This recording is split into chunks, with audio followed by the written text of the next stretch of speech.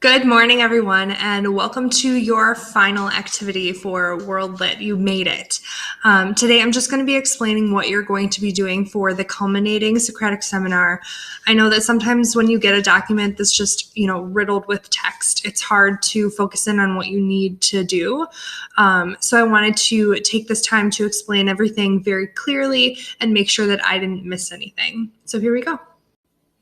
You guys just finished up your reading of Sold by Patricia McCormick, and though we spent a considerable amount of time on this unit material and also Girl Rising, your final seminar will not be focused only on Sold. The opportunity is here for us to look at the semester as a whole. So yes, I still want you to include your thoughts about Sold, but you're going to do so in tandem with all of the other things that we've talked about and the books that we've read and films we've watched and clips we've looked at, all together in one culminating seminar. And remember, this seminar is not going in your gradebook as a final exam score for that 15%. Instead, all of these pieces will be included as summative assessments in your 18-week grade. So you'll see a 10-point seminar performance grade, you'll see a 20-point seminar prep document grade, and then you will also do a final reflection worth 20 points. And again, all three of those things are going to be summative grades.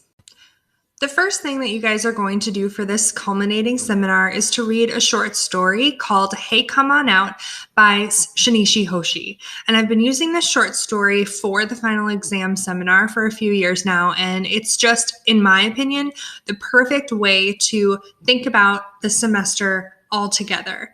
The short story is just that. It's very, very short, only a few pages, and it really packs a punch symbolically. So again, the first thing that you're going to do is read that short story. And I did give you a couple focus questions to think about as you're reading.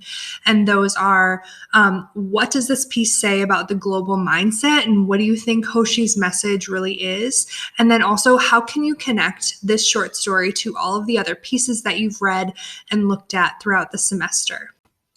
Once you've read the short story and considered those focus questions, you're going to go to your seminar prep document and prepare as you normally would.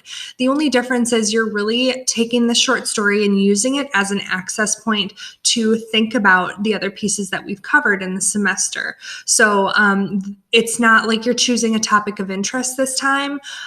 Your topic of interest is really the semester as a whole.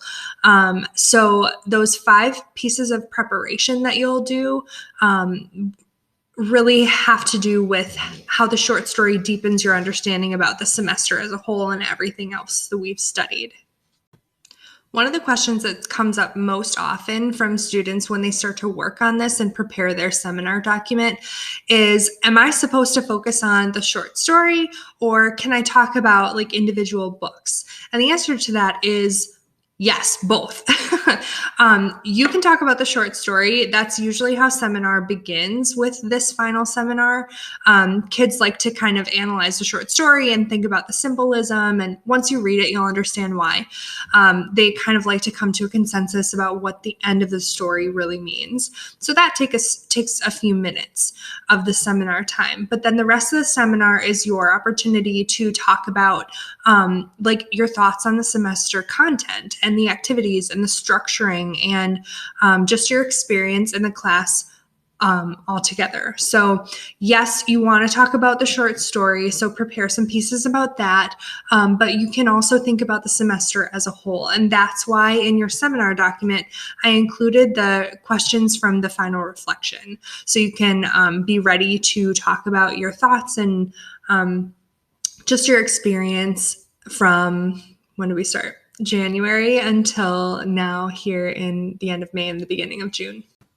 You'll notice in the seminar schedule in your prep document that the seniors are going first on June 1st and 2nd, and then the juniors are going on June 4th and 5th. And obviously, like, that's to accommodate the seniors' final day on June 2nd and make sure that we get everything done before that time. So as far as observing seminars goes, you will need to obviously participate in your scheduled seminar, but then you need to observe the other seminar for your grade level. So if you're a senior and you're scheduled on June 1st, you need to observe on June 2nd and vice versa. If you are a junior and you want to observe the senior seminars, cool. Like, by all means, join us. The links will be in the announcements, just like always. If you're a senior and you're super overzealous, you could always join us for the junior seminars too.